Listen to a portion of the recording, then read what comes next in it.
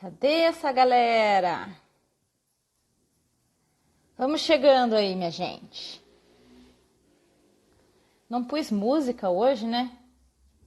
Deixa eu botar uma musiquinha aqui. Vamos pôr essa aqui, ó. Deixar a galera entrar. Quem tá animado aí? Aí, ó, lá não quer tocar. Para.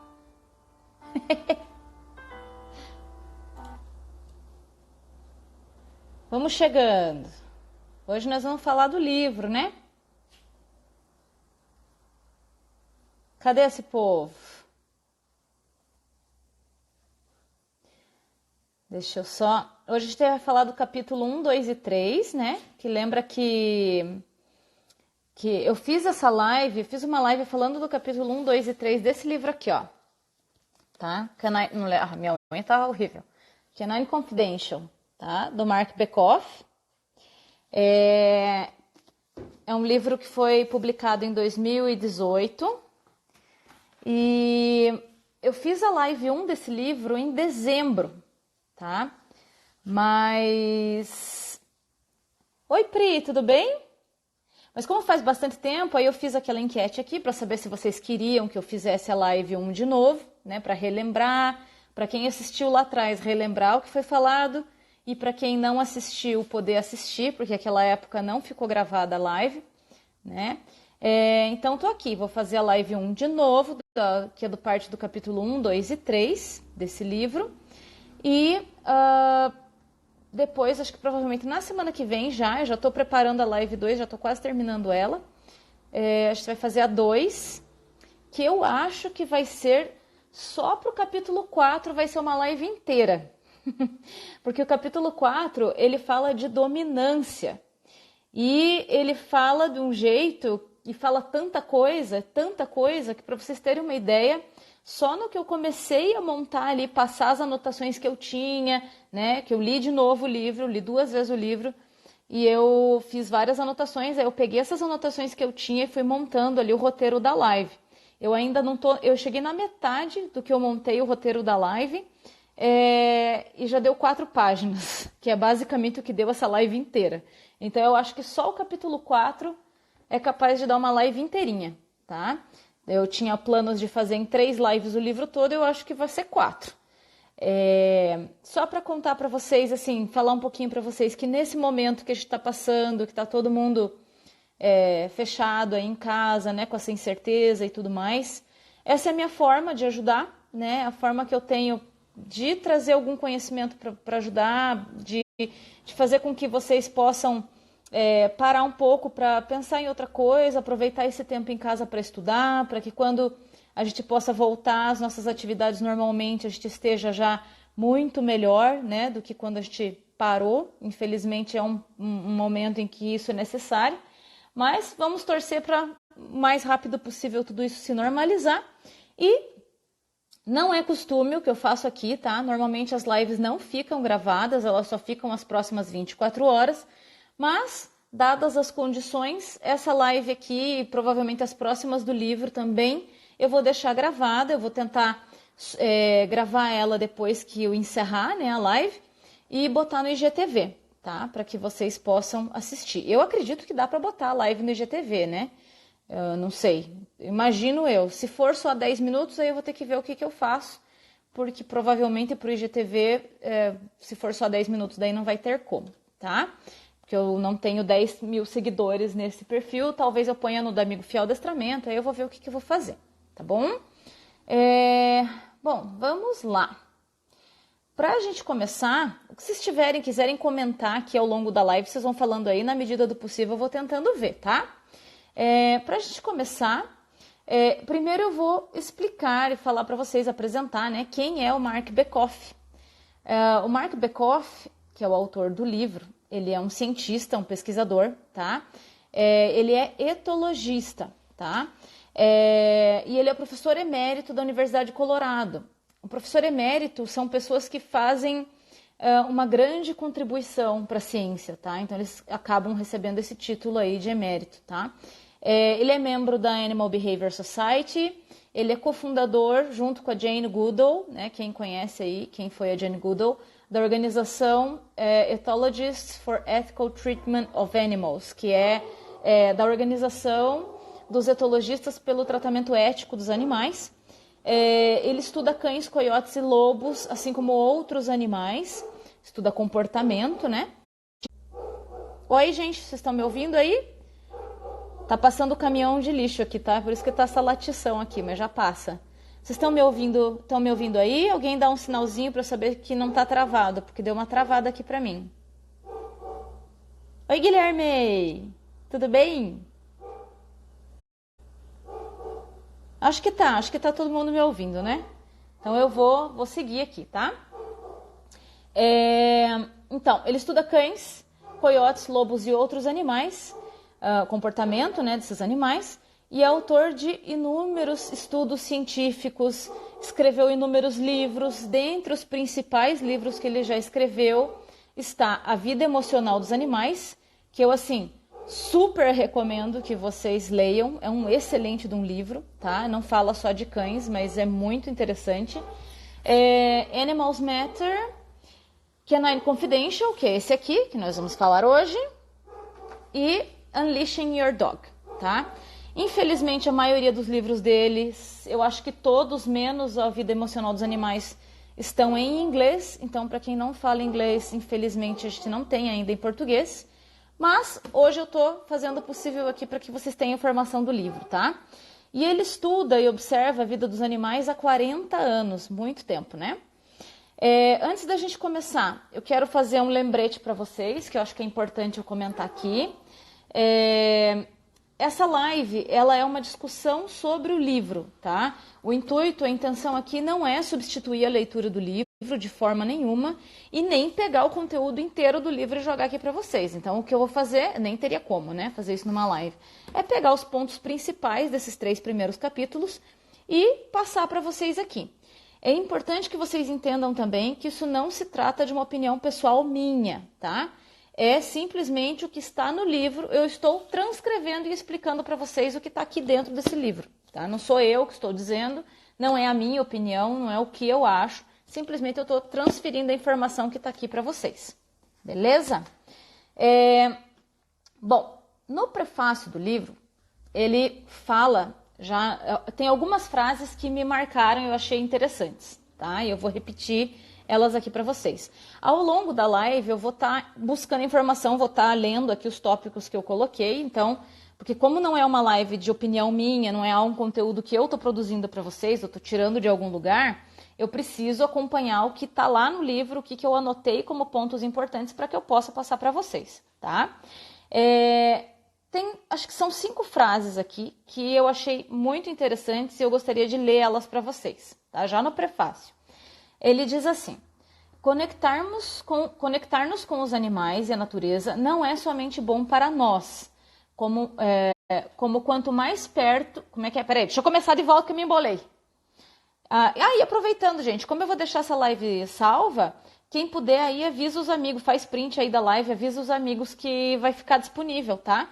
Eu só não sei ainda se vai ficar no IGTV ou como que eu vou fazer. Se eu não conseguir subir mais de uma hora lá pro IGTV, mais de 10 minutos, eu vou ter que ver um outro lugar para colocar, tá? Mas eu aviso tudo aqui. E de qualquer forma, 24 horas ela vai ficar disponível. Conectar-nos com os animais e a natureza não é somente bom para nós, como quanto mais de perto observarmos os cães com quem nós compartilhamos os nossos lares, melhores serão as suas vidas. Ou seja, para a gente observar mais os nossos cães. Outra frase interessante que ele falou ali, tá? Uma coexistência pacífica é uma bênção para todos os envolvidos e nós precisamos garantir que estamos fazendo tudo o que está ao nosso alcance para que os nossos cães possam viver em paz e em segurança. Deixa eu descer aqui. Peraí. Cães não... Essa é bem importante. Olha só. Cães não são lobos, nem coiotes e nem dingos. Cães são cães e devem ser admirados por quem eles são e não por quem nós gostaríamos que eles fossem. Quantas vezes a gente transfere as nossas necessidades, as nossas vontades para os nossos cães, né? É errado falar sobre o cão, como se todos os cães fossem iguais. Eles não são.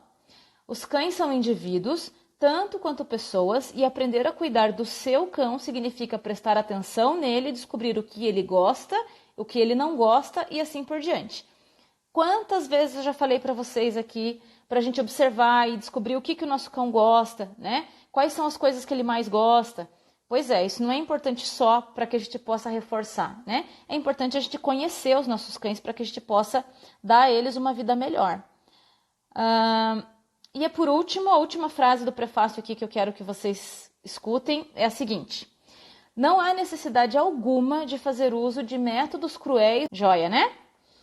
Beleza. Aí, assim, ele fala muito durante o livro, muito mesmo. Estão me vendo, gente? Alô? Olá. Dá um joinha aí para eu saber que está tudo ok, que vocês estão me ouvindo, senão eu vou ficar falando aqui e ninguém está me ouvindo. Acho que tá, né? Tá travando hoje aqui, não sei o que deu aí. Tá meio ruim a internet. Achar muita gente usando ao mesmo tempo. Ai. Bom, vamos lá. Agora acho que tá destravado já, né? Então vamos lá. Ele fala bastante durante o livro todo, tá?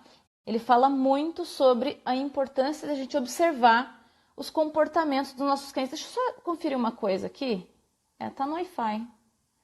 Eu pensei, às vezes podia estar no dados, né? Podia estar meio estranho, mas não, tá no Wi-Fi, então não sei. Bom, ele fala muito da importância da gente observar o comportamento dos nossos cães e sobre o quanto existem informações equivocadas, justamente pela falta de observação, né? Ele inclusive faz uma crítica aos adestradores, aos treinadores de cães, que ele fala que falta a nós, né, treinadores, observar mais o comportamento dos cães, porque assim, quando a gente trabalha com a modificação comportamental, adestramento, é uma coisa, tá? É análise do comportamento, é toda uma questão de entender antecedentes, modificar comportamentos, né? O etólogo, ele estuda o comportamento natural dos animais, então são coisas diferentes. Ele vai observar como é o comportamento desse animal sem interferência do humano, né? Qual é o comportamento natural desse animal? E é importante para a gente saber, né, o que é ser um cachorro, o que os cães gostam, o que eles não gostam, o que eles fazem na vida natural deles, o que eles preferem, né? O que é um comportamento, como eles percebem o mundo. Isso tudo é importante para a gente também nortear como a gente vai lidar com o comportamento do cachorro. E ele faz essa crítica, que falta muito as pessoas observarem de fato o comportamento dos cães. No capítulo 1, o capítulo 1 se chama, eu vou traduzir para o português, tá? As muitas alegrias de observar e viver com cães, tá? De viver com cães e observá-los, podia ser assim. E ele já começa no capítulo dizendo assim, ó: se nós queremos aprender sobre os cães, viver com eles e amá-los, precisamos fazer as pazes com sua abordagem da vida por partes corporais anatômicas, né? Quem nunca foi inspecionado aí por um cachorro, né? Ele fala que isso são comportamentos naturais dos cães e que faz parte do repertório deles cumprimentar as pessoas e conhecer o mundo, conhecer as pessoas dessa forma, que muitas vezes a gente se incomoda com determinados comportamentos, né? E que é essencial reconhecer que os mitos, eles prejudicam a nossa relação com os cães. Isso a gente sempre está falando aqui, né? Sempre, sempre, sempre. E no capítulo 4 ele vai falar bastante de dominância, só que vai surpreender algumas pessoas, porque não é exatamente o que eu esperava ver no livro dele, e eu achei coerente a forma como ele colocou ali, mas isso vai ficar lá no capítulo 4, tá? E ele fala assim, que a escolha da gente de conviver com o cão, compartilhar a vida com o cão, ela deveria ser uma escolha divertida, porque muitas vezes as pessoas, elas passam muito tempo criticando e se estressando com comportamentos dos cães, que simplesmente elas deveriam achar formas mais simples de lidar com isso, ao invés de se estressar tanto com isso, né? E que os cães, eles experimentam uma variedade grande de emoções e também podem ser espertos e temperamentais. E que muitas vezes esse convívio com os cães também pode ser desafiador para nós, né? Que viver com um cão deveria ser agradável, mas também algumas vezes é algo barulhento, né? E cheio de cheiros e frustrante em alguns momentos. Que ele fala da importância do relacionamento, né? Que você tem que estar disposto não a ter alguém que está ali te servindo e fazendo as coisas para você do jeito que você quer, na hora que você quer. Mas sim você construir um relacionamento com o cão e faz parte da construção de um relacionamento. Em alguns momentos você tem que ceder algumas coisas e também nem sempre é agradável. Alguns momentos podem ser bastante frustrantes, né? Quem convive com cães aí que tem às vezes alguma dificuldade, algum comportamento para lidar, sabe muito bem como é que é isso, né?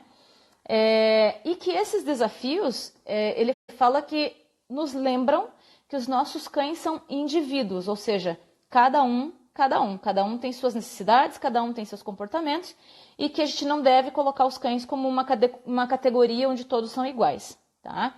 Por isso que a gente fala da importância quando a gente está trabalhando com comportamento, quando a gente está trabalhando para modificar algo na rotina, na comunicação da família com o cão, levar em consideração o indivíduo e não tratar todos os cães, né? Muitas vezes lá tem uma previsão de aulas que é igual para todo mundo, tratar todos os cães como se eles fossem iguais, porque assim como cada família não é igual, né? Cada cão também não é igual, são indivíduos.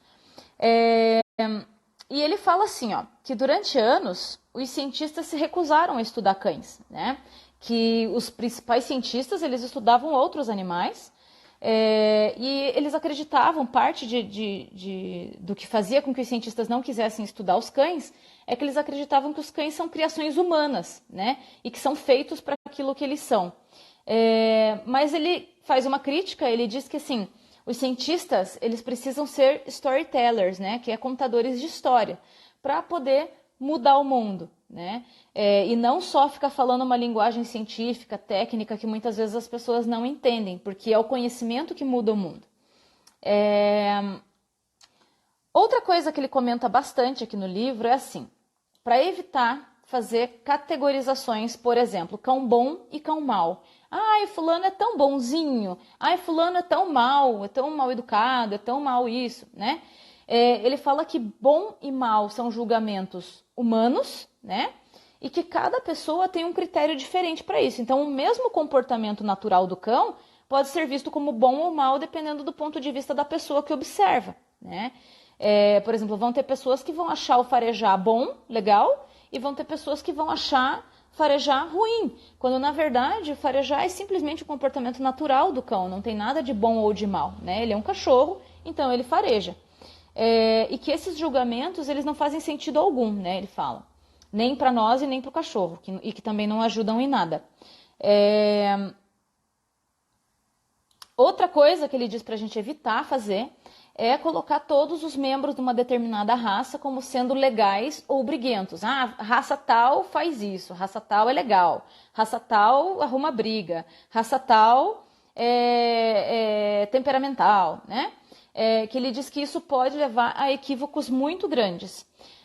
E que normalmente as pessoas elas buscam alguns consertos rápidos, né, para alguns problemas de relacionamento com o cachorro, e que isso nem sempre é possível, porque isso depende de cada indivíduo. Novamente, né? Quantas vezes a gente escuta, muitas vezes a gente atende alguém que está com dúvidas com relação ao comportamento de um cão que está lá sendo desenvolvido há anos, né? E a pessoa ela quer uma previsão de quanto tempo vai levar para consertar aquilo por telefone já, né?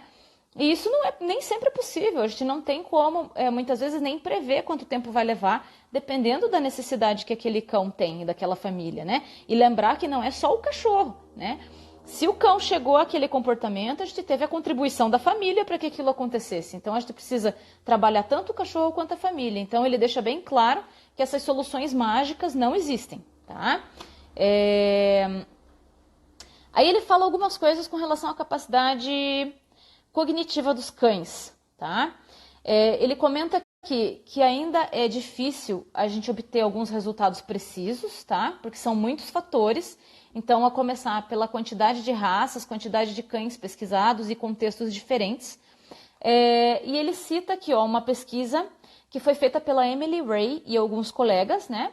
Que eles descobriram o seguinte, que os níveis de excitabilidade do cão podem afetar o desempenho desse cão nas tarefas de resolução. Então, tarefas de resolução de problemas. Então, por exemplo, eles criam coisas que o cão tem que solucionar. Por exemplo, pegar um petisco que está embaixo de uma caixa, num determinado lugar lá, tá? E o cão tem que descobrir como é que ele vai fazer isso. E essas tarefas de resolução, então, eles descobriram que os níveis de estabilidade dos cães, eles podem afetar os resultados nessas tarefas. Eles identificaram que cães pet, ou seja, aqueles cães que convivem com a gente em casa, que não têm uma função de trabalho, quando estão muito agitados ou hiperexcitados, tá? Tiveram um declínio na performance nesses exercícios. Enquanto que os cães de trabalho aconteceu o contrário. Quando eles estavam mais hiperestimulados, né? Eles tiveram uma performance melhor.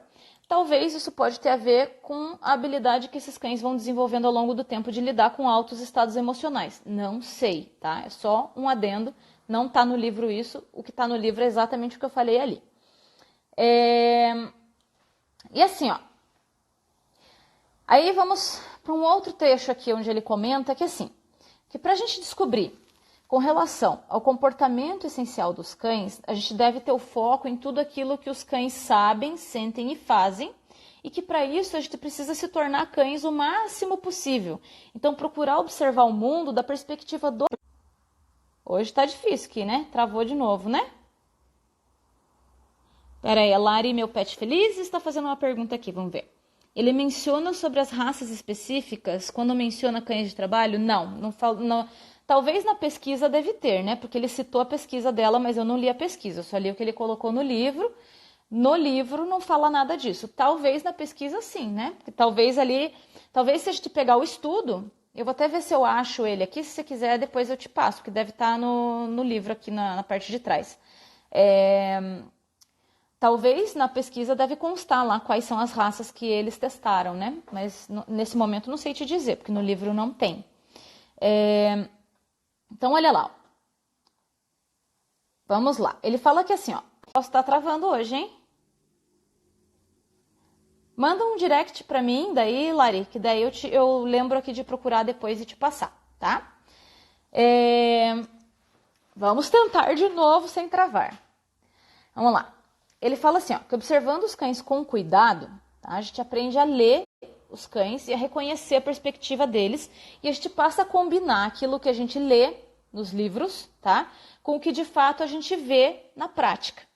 Isso faz muito sentido, porque a gente sempre fala aqui, né, que não adianta a gente ler uma tonelada de livro e não colocar nada em prática, que a prática ela é boa parte do que você precisa fazer para você desenvolver uma habilidade. A gente não desenvolve habilidade lendo livro só, tá? Ler livro é importante, mas a gente precisa pôr em prática.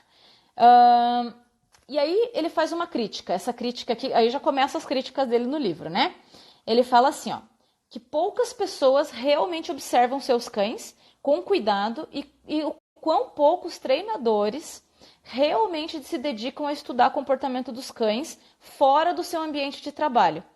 E ele fala que é importante justamente para a gente entender o que é um cachorro fora do contexto de trabalho, né? Porque quando a gente está treinando, a gente está criando condições para que o cão atue da forma que a gente deseja para a gente poder reforçar comportamentos, né?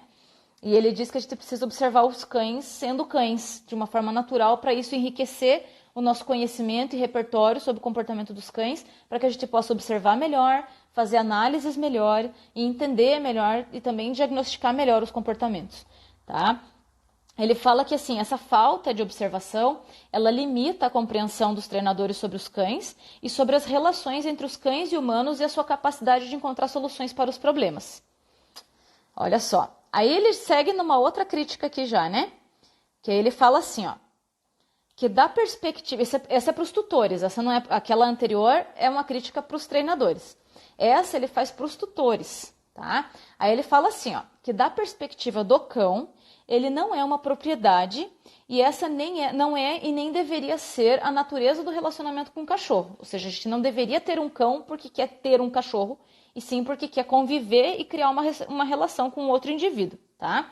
Ele diz assim, ó, você é dono de um sofá ou de um fogão, e se esse sofá ou se esse fogão quebrar, você conserta ou se livra dele. né?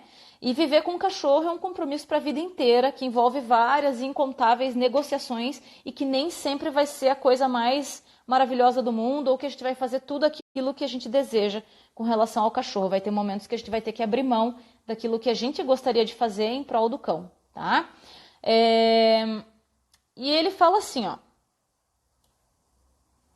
Se essas pessoas entenderem que viver com o cachorro envolve negociações e renúncias por parte de todos os envolvidos, tanto as pessoas quanto os cães vão ter mais liberdade. Porque elas vão acabar educando melhor, construindo um relacionamento melhor, não é verdade? E aí a gente consegue ter um relacionamento mais livre, onde a gente pode fazer mais coisas juntos, tá? E ele comenta, inclusive, que alguns cães eles podem precisar de uma dose extra de ensinamento, de cuidados e de amor para aprender a conviver pacificamente com outros cães ou com outras pessoas, mas que todos os cães, sem exceção, eles precisam de gentileza, ou seja, que não é para a gente ser duro e usar metodologias de forçar o cão a fazer as coisas, né?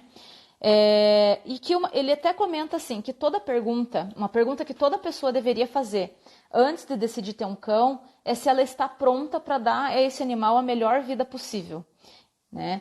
Que a partir disso, sim, você deveria decidir se você vai ter um cachorro ou não. Quem tem cachorro sabe, né? Que são muitas coisas que a gente precisa fazer para poder que eles fiquem bem e também conviver bem com eles, né? Aí são várias coisas, eles vão passando ao longo do capítulo, né? Que eu não tenho como falar tudo aqui para vocês, são muitas informações mesmo. Como eu falei, eu estou dando uma pincelada naquilo que é mais importante do que está no livro. E aí, assim, ó, ele fala sobre o mercado pet também, né? Ele diz assim que o mercado pet tem se tornado cada vez mais um grande negócio, né? Que cada vez mais os cães têm adentrado aos lares dos humanos e que as pessoas têm gastado cada vez mais com seus cães, isso é verdade, né? E tem gastado, inclusive, mais com os cães do que consigo mesmas. Eu sou uma que eu gasto mais com meus cachorros que comigo. Tenho que admitir. Mas que isso não significa que os cães estão mais felizes ou que eles têm umas vidas melhores, têm suas vidas melhores, tá? Ele vê, assim, que sobre como eles têm sido dominados por uma visão humana das suas necessidades, então, e são vistos como propriedade de luxo ou commodity, muitas vezes, né? Então, muitas vezes as pessoas, elas compram lá a melhor caminha, roupinhas incríveis, brinquedos caros, né? Mas não oferecem para o cachorro coisas básicas, como, por exemplo, sair para passear, farejar um chão, ter atividade de enriquecimento da rotina, né? Se comunicar bem, procurar entender as necessidades do cachorro, que deveriam ser as coisas fundamentais, né? E que muitas vezes as pessoas não fazem isso, mas gastam horrores e dão banhos e enchem os cães de perfume, fazem um monte de coisa que para o cachorro não é essencial. Aquilo ali é simplesmente porque a pessoa se sente bem fazendo aquilo. Mais uma crítica que ele faz, né? E eu acho que são coisas, assim, ele faz essas críticas com o intuito de que a gente pare para pensar realmente, né? O que a gente está fazendo com os nossos cães? Aí ele entra no âmbito aqui da criação dos cães e ele fala que a criação dos cães tem cada vez mais criado traços que vão prejudicar as vidas dos cães em prol de um padrão de beleza, né? E que é essencial ter em mente que algumas vezes nós achamos que os cães não se comportam como os nossos melhores amigos, mas que tampouco a gente se comporta como melhores amigos dos nossos cães. Ele fala que, assim, nós somos tudo na vida dos nossos cães, mas que os nossos cães são apenas uma parte da nossa vida, né? Isso nos torna altamente responsáveis em dar a eles a melhor vida possível, né? Hoje que a gente está fechado em casa, eu ouvi vários treinadores falando disso, mas eu acho que a gente pode repetir, né? Nesse momento em que a gente está com a nossa liberdade cerceada e a gente não está podendo fazer as coisas que a gente costuma fazer, a gente tem percebido o quanto que muitas vezes como os cães se sentem, né? Quando a gente muitas vezes sai para trabalhar, deixa eles lá fechados, eles não têm atividade, eles não têm nada para fazer, e a nossa obrigação é fornecer para eles a melhor vida possível, tá? Aí, assim, esse foi o capítulo 1, tá? Deixa eu ver quanto tempo a gente tem, acho que dá tempo da gente falar tudo aqui. Vocês estão entendendo? Se alguém tiver dúvida, alguma coisa quiser perguntar, manda aí, tá? É uma live um pouquinho mais técnica, porque tem a ver com o livro, né? Mas, vamos lá. Capítulo 2, tá? O nome do capítulo 2 é o mundo de acordo com os cães. Tá?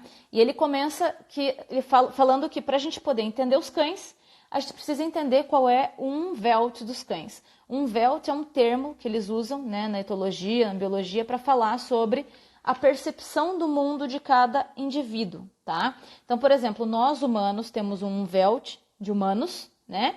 E os cães têm um umvelt diferente, eles percebem o mundo de uma forma diferente. Enquanto nós humanos temos uma visão muito mais apurada, a gente observa as informações visuais como sendo principais, né? Os cães eles vão perceber o mundo através do olfato, que é o principal sentido dos cães, né? E ele cita aqui o livro da Alexandra Horowitz, Being a Dog, que eu também já li, é maravilhoso o livro, já indiquei aqui no perfil, inclusive outras vezes, né? Estou pensando em fazer uma próxima live de livro sobre esse livro. Se vocês quiserem, vocês dão um joinha aí que eu vou fazer, tá? Não prometo quando, mas vou fazer. Tem que terminar isso aqui primeiro. Já tá acabando, né? Semana que vem vai ter de novo. E ele fala assim, ó, que um cão sem o nariz que trabalha não é um cachorro, tá? E infelizmente, algumas vezes nesse tempo em que eu trabalho com cães, eu já vi cães que não sabem farejar, que não têm o hábito de usar o nariz. E que quando a gente começa a estimular, esses cães eles mudam completamente o comportamento. Né? Porque no nosso mundo de humanos, muitas vezes a gente nunca estimulou ou nunca deu oportunidade do cachorro mostrar um comportamento natural que é tão importante. Pensa só um humano que enxerga, mas não vê. Né? É um cachorro que tem um nariz desse e não fareja. Então, assim... Aí ele explica aqui algumas coisas, né? Que os cães têm um órgão, não sei se vocês sabem, os cães têm um órgão que é chamado de vomeronasal, tá? Que em nós humanos, acho que ele é tão pouco desenvolvido que ele basicamente nem existe. Esse órgão vomeronasal, ele detecta melhor líquidos mais do que voláteis, né? Que são as partículas que estão no ar. E os cães têm um reflexo de Fleming, tá? Que é quando o cão... Vocês já devem ter observado isso.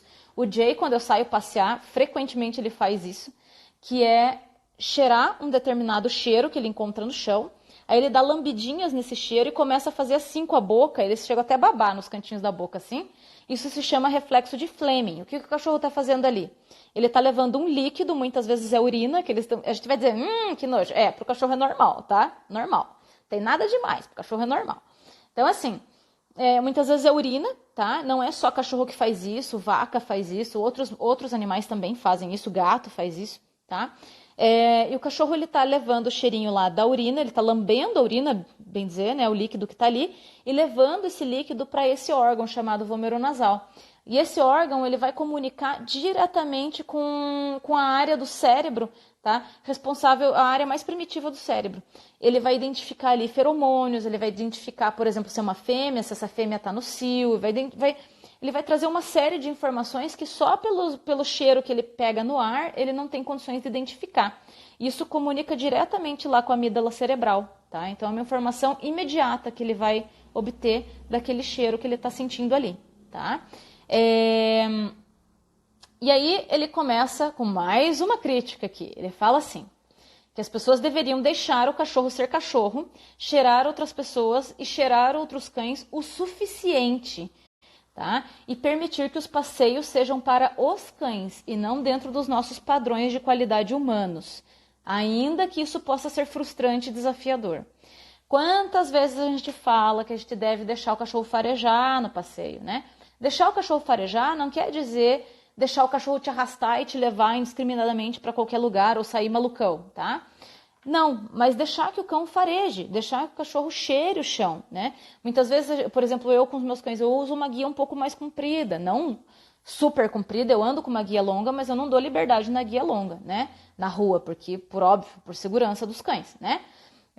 Mas assim, deixar um espaço maior na guia para que o cão possa farejar o chão, para que ele possa cheirar. Muitas vezes, assim, eu vejo as pessoas preocupadas em caminhar longas distâncias com o cachorro, porque elas acham que o cachorro tem que gastar energia, né? Tem que gastar energia. Então tem que sair andar, caminhar, quando que, na verdade, isso não é o que o cachorro precisa do passeio exatamente, tá? O que o cachorro precisa é ter oportunidade de sair, de sentir cheiros diferentes, de reconhecer, de ter uma interação social, tá? Se é um cão que não pode interagir com outros cães, ele não vai interagir só quando ele encontra outro cão e interage diretamente com ele. Ele está interagindo socialmente quando ele está sentindo cheiros de outros cães, né? Por onde ele passa, cheiro de outras pessoas, tudo isso é informação social que o cão está trazendo, tá? E aí o que acontece? A gente muitas vezes está preocupado com essas longas distâncias, quando na verdade um passeio onde o cão tem a oportunidade de farejar, que talvez você nem ande tanto, ele vai voltar para casa mais realizado e mais cansado do que se ele tivesse caminhado quilômetros e você só ativou o teu cachorro lá e deixou ele super agitado caminhando, mas ele não teve oportunidade nem de sentir o cheiro dos cães que passaram ali, né? É como eu digo assim, que a gente não deixar o cachorro farejar no passeio, é como a gente pegar uma pessoa e vendar os olhos dela e fazer ela sair na rua sem enxergar nada, né? Não é algo legal da gente fazer com os cães. Então, ele fala isso aqui, que para os cães é muito importante, tá? E ele fala assim, ó, até essa pesquisa que ele falou aqui, tá, que eu vou falar para vocês agora, tá no livro da Alexandra Horowitz, porque ela fez esse estudo, tá? Sobre os cães poderem farejar o tempo. Não sei se vocês já ouviram alguém falar disso, tá? E que ele comenta aqui, né, que nos estudos eles chegaram à conclusão de que os cães certamente têm alguma noção de tempo, que não é a mesma do nosso relógio, tá? Mas que ainda não se sabe ao certo como eles percebem o tempo. E que a Alexandra Horowitz, dentro dessa pesquisa dela, né, trabalhou com o odor e em processo de evaporação, porque ela imagina que assim, conforme o tempo passa, esse odor vai evaporando do ambiente e o cão vai identificando que já faz tempo que você saiu, por exemplo, tá? E os cães, eles sabem não só quem urinou em determinado lugar, como há quanto tempo mais ou menos esse outro indivíduo urinou naquele lugar. Tem várias pesquisas, eu andei lendo algumas coisas, tem várias coisas bem interessantes com relação a isso aqui, mas que daria uma live só disso, assim, é bem legal. Outra coisa que ele comenta aqui, né, porque aqui a gente está falando sobre o que é ser um cachorro, né, nesse capítulo 2. Ele comenta que o córtex olfativo dos cães, ele é cerca de 40 vezes maior que o nosso. Pensa o quanto de cheiro os cães conseguem perceber que a gente não faz nem a menor ideia de que existe, né? E 35% do cérebro dos cães lida com odores, enquanto o nosso, só 5% do nosso cérebro faz isso, né? Então imagina o tanto de informação e o quanto a informação olfativa é importante para os cães. É sensacional, eu também acho sensacional. Às vezes eu fico imaginando como é a percepção dos cachorros do cheiro, porque deve ser um negócio que a gente não consegue, óbvio, né? A gente não consegue nem imaginar. E não é só o odor que eles sentem melhor que a gente, tá? A audição deles é melhor, enfim, eles têm os sentidos bem mais apurados do que nós. Outra coisa que é interessante é a forma como os cães percebem o cheiro, a forma como eles inalam, como eles cheiram de fato, tá? Quando a gente inala, o que a gente faz? Se a gente for tentar fazer uma respiração profunda, e o que a gente faz? A gente... né? Isso aqui é o máximo que a gente consegue fazer, né? Com o nosso narizinho miserável. E os cães, o que eles fazem? Eles têm... Vocês já observaram como é o narizinho do cachorro, né? Ele tem a bolinha ali, que eles chamam de nostril, né? E eles têm uma aberturinha lateral no nariz, né? Então, eles inalam por ali e soltam pelos lados. Então, o odor que entra e o odor que sai não passam pelo mesmo lugar. E isso é bem interessante porque, assim, vocês já devem ter percebido o cachorro fazendo assim, ó, embaixo da porta, né? Você tá para trás da porta e o cachorro tá com o narizinho ali, faz... né? Ótima a minha encenação. Enfim, o que ele faz? Ele está jogando ar para trazer as partículas para dentro do nariz de novo. Então, ele exala para fazer com que o ar vá para o chão, faça um redemoinho e volte para dentro do nariz, para ele pegar o máximo de informação possível através do olfato. Olha que interessante. Fora aquela da lambidinha do reflexo de Fleming, né? Tá. Aí ele fala assim, que enquanto nós humanos percebemos de 4 a 10 mil odores diferentes, que isso é o máximo que a gente consegue perceber, os cães, olha só, eles percebem de 30 a 100 mil odores diferentes. Fala aí, se não é louco isso. Né? O epitélio nasal dos cães, se ele fosse aberto, né, ele iria cobrir o corpo inteirinho dos cachorros. Olha só. E aí isso aqui é uma informação interessante, porque quantas vezes a gente leva o nosso cachorro no pet shop tomar banho? Né? Tem um pet aqui perto de casa, que os cachorros... Eu tenho pena dos cachorros. porque eles saem de lá com tanto perfume que eu sinto o cheiro do outro lado da rua, né? Agora você pensa o quanto os cães percebem o cheiro e o quanto isso pode ser ruim para o cachorro ficar com aquele cheiro tão forte nele, ele não tem como se livrar daquele odor, tá? Ele fala que, inclusive, os cães eles podem ter fadiga por excesso de estimulação olfativa. Aí, uma observação minha, tá? Eu fico imaginando aqui, porque assim, por exemplo, eu tenho enxaqueca. Se eu ficar muito tempo no computador, ou com muita luz, ou com muita informação visual para mim, certamente isso vai me dar dor de cabeça, tá? Aí eu fico imaginando se os cães não têm dor de cabeça por excesso de estimulação olfativa. Eu acho que é bem possível, né? Não posso dizer nem que sim, nem que não, mas eu acredito que isso é possível, né? Então, a gente deveria ter mais cuidado com os cheiros que a gente expõe o nosso cão e força eles a conviver, né? Aí ele fala da visão, tá? Que os cães eles não distinguem entre cinza e verde, amarelo e laranja, e tons avermelhados parecem pretos. Tem até uma imagem, se vocês colocarem no Google, depois eu vou ver se eu acho aqui, eu posso até postar para vocês verem, que mostra bem certinho como que é a nossa visão e a dos cães com relação às cores, é bem legal. E que essa capacidade visual, ela também varia de acordo com a raça e que tem indícios, tá? De que os Greyhounds parecem ser melhores no que diz respeito à visão, mas não tem nada comprovado com relação a isso. Então, assim, aí ele fala assim, ó, que os humanos enxergam melhor de perto do que os cães.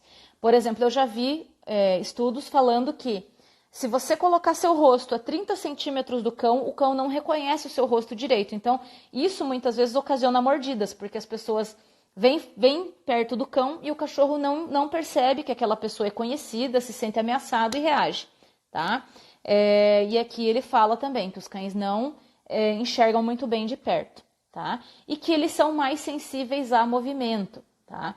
Até o cérebro deles processa a informação visual mais rápido que o nosso, né? Então, se a gente observa o cachorro pegar aquele frisbee no ar, assim, sabe? Quando você joga o frisbee no ar, daí o cachorro pula lá e pega certinho no lugar. Ele observa esse movimento de uma forma diferente do que a gente, porque o cérebro dele processa o movimento mais rápido, né? Com relação à audição, ele fala assim, que os cães, eles ouvem de 40 a 60 mil hertz, enquanto nós, humanos, ouvimos de 12 a 20 mil, ou seja, eles ouvem numa amplitude muito maior de frequência do que a gente. Tanto que existem sons que a gente não ouve e o cachorro escuta, né?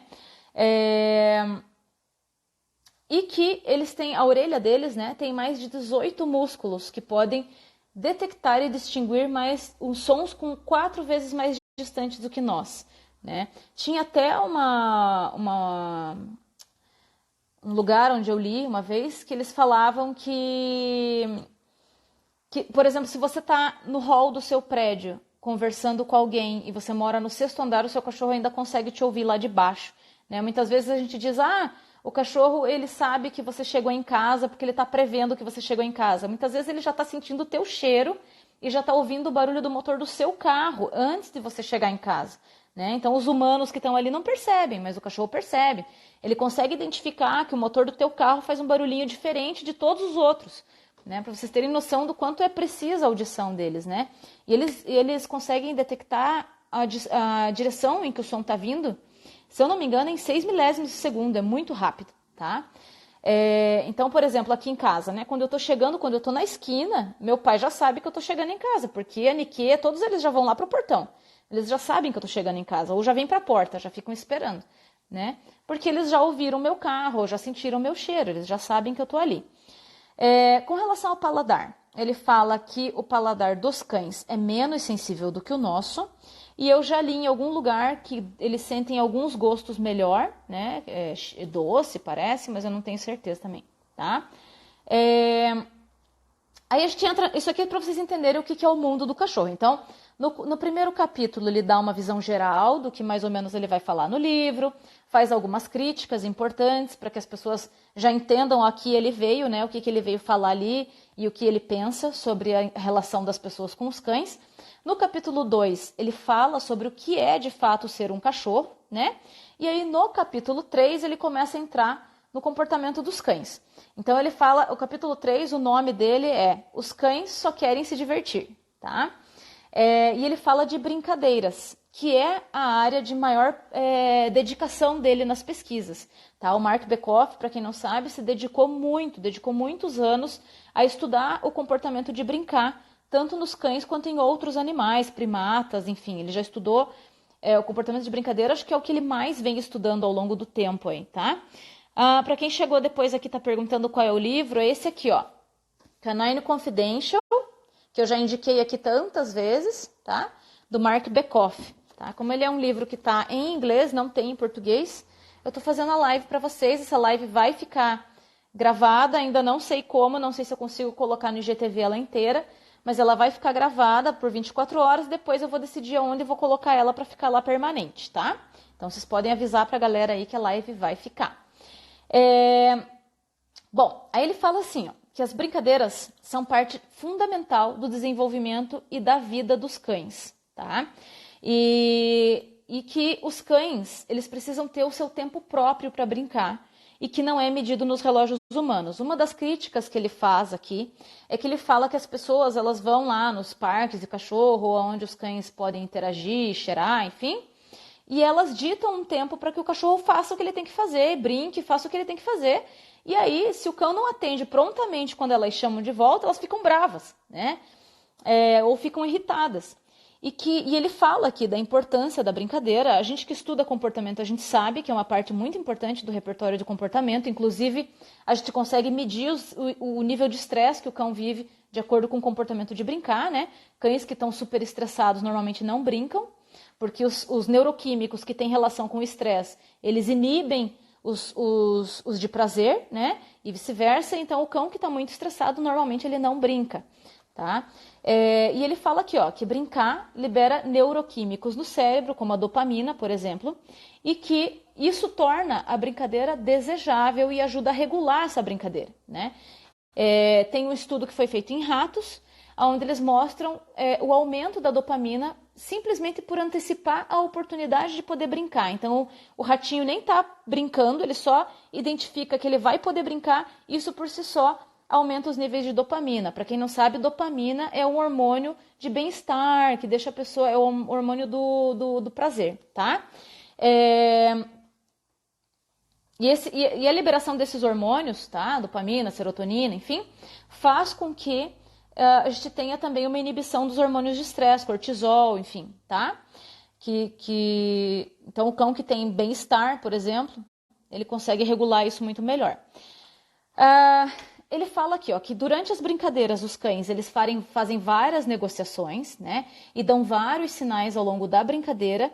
E eles podem também brincar sozinhos, que a brincadeira por si só ela é autorreforçadora, tá?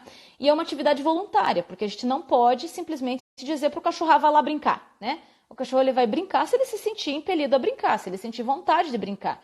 Não importa o quanto a gente insista, se o cão não quiser brincar, ele não brinca, tá?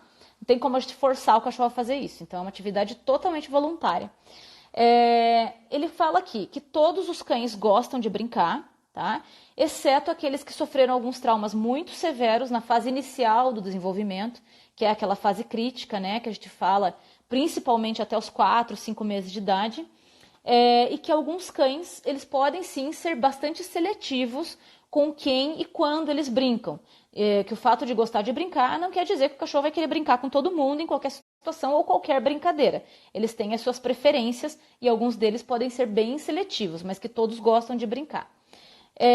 Cães ferais, né, que são cães que se aproximam muito mais do comportamento selvagem, né, e cães de rua estavam preocupados demais com a sua sobrevivência nas pesquisas que eles fizeram lá, e esses não brincavam, que aí tem a ver com a ativação dos hormônios de estresse. Quando o animal está muito preocupado em sobreviver, o que acontece? Tem uma ativação muito maior de cortisol, adrenalina, enfim, porque ele está preocupado em lutar, fugir, sobreviver, né?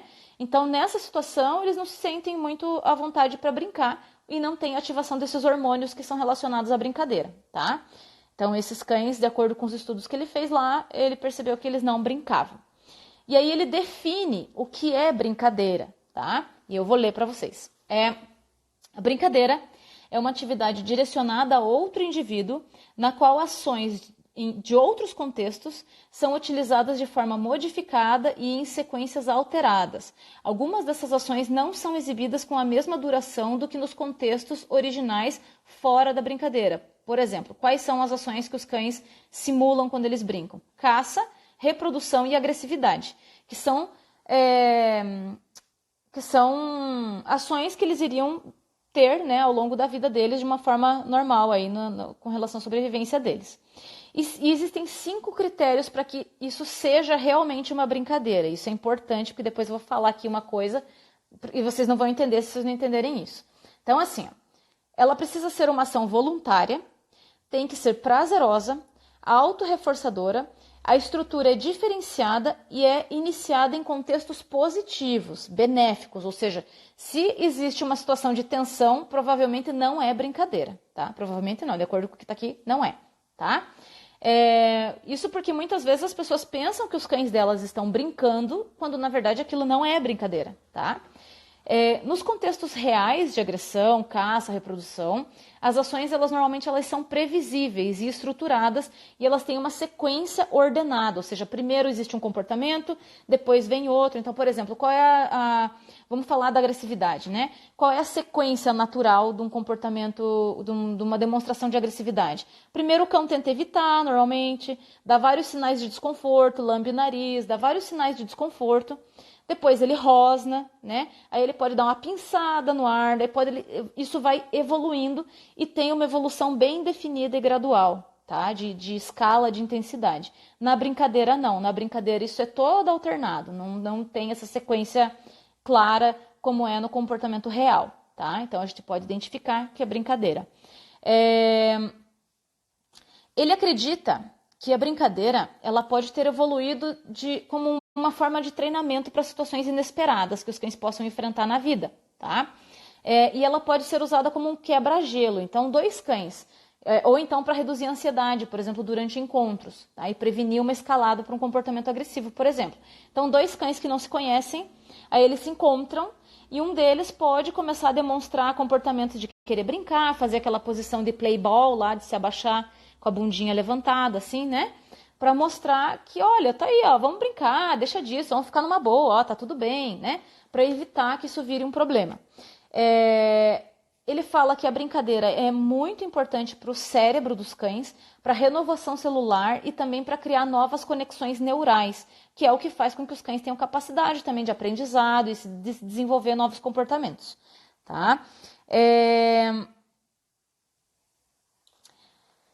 Ele fala que as brincadeiras nem sempre têm sinais só visuais, que esses sinais eles podem ser vocais. Por exemplo, muitas vezes as pessoas escutam um cachorro rosnando num contexto de brincadeira e acham que é agressividade, né? O rosnar também pode fazer parte de um tipo de vocalização durante a brincadeira.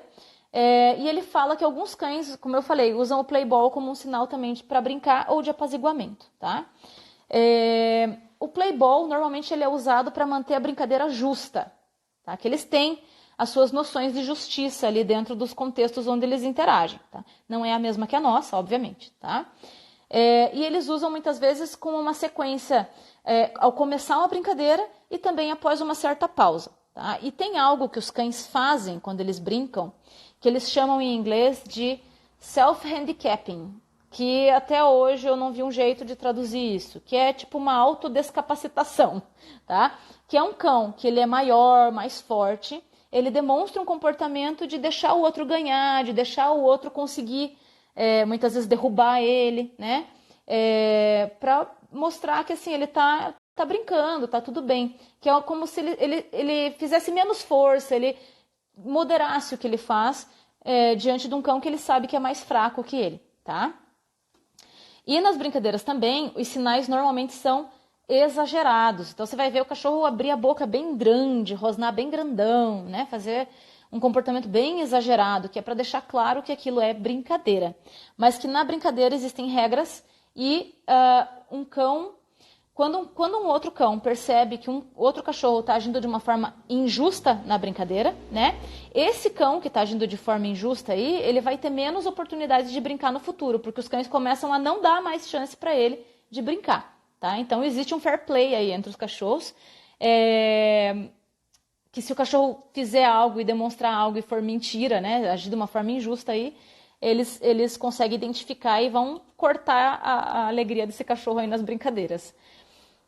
Porque eles acreditam que na natureza isso representa riscos para a sobrevivência também, tá? E podem afetar o grupo inteiro.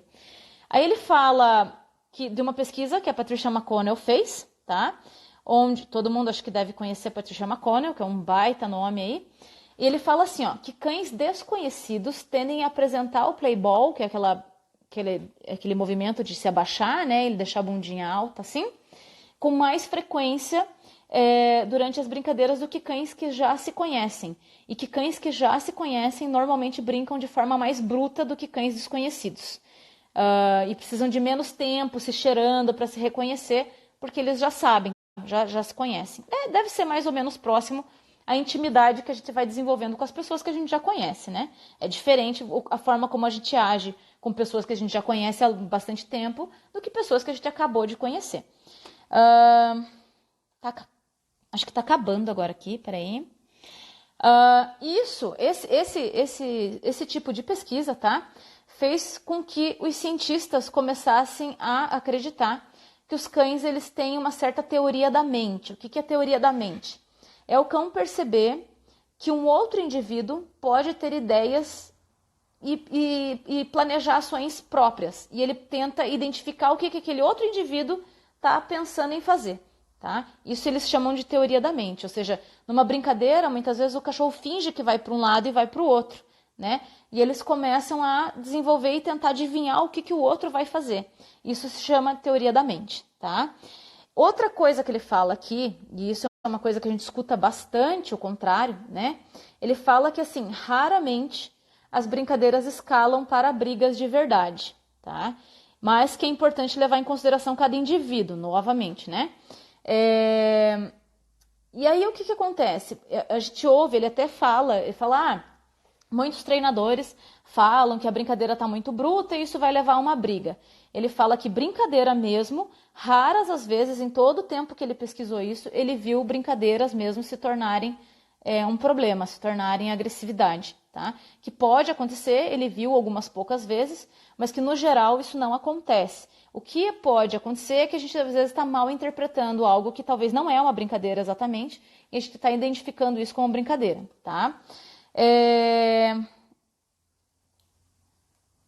E outra coisa que ele comenta aqui das brincadeiras, para fechar esse capítulo aqui, ele fala que brincadeiras onde existem muitos indivíduos, elas duram menos tempo do que em pequenos grupos. E ele acredita que isso se dá porque existe mais dificuldade em ler os sinais uns dos outros, né? É mais difícil o cachorro ler sinais de vários outros cães ao mesmo tempo. E aí, para evitar que isso vire um problema, eles fazem brincadeiras mais curtas. Elas duram menos tempo. É isso, gente. Essa vai acabar, vai dar bem certinho a hora, hein? Eu vou deixar a live gravada para vocês verem depois. Se vocês quiserem comentar ou quiserem conversar depois sobre a live, manda mensagem aí, se vocês acham que ficou bom nesse formato ou quiserem sugerir alguma outra coisa.